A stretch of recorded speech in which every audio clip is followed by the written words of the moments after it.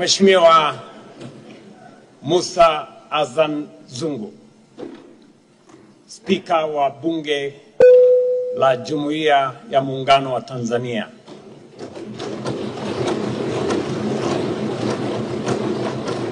Mheshimiwa Waziri Mkuu, waheshimiwa wa bunge hili la Jumuiya ya Muungano wa Tanzania, waheshimiwa viongozi, mabibi na mabwana, hamjambo. Asalamu alaykum. Wacha nianze hotuba yangu kwa kuwapatia historia ya Kiswahili.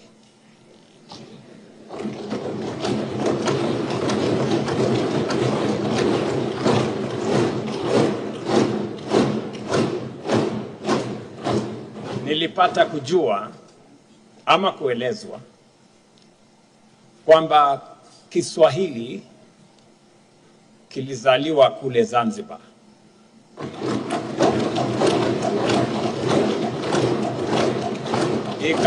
Ikakuwa na kubalehe huku Tanzania bara.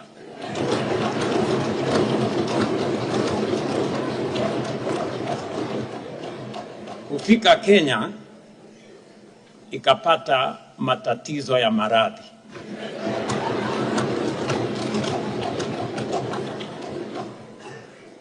Kufika Uganda kwa sababu ya maradhi yalimzidi akafa.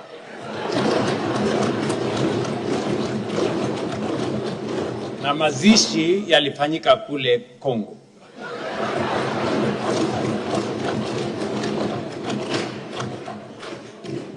Sababu hiyo na waomba radhi nitoe hotuba yangu kwa Kiingereza.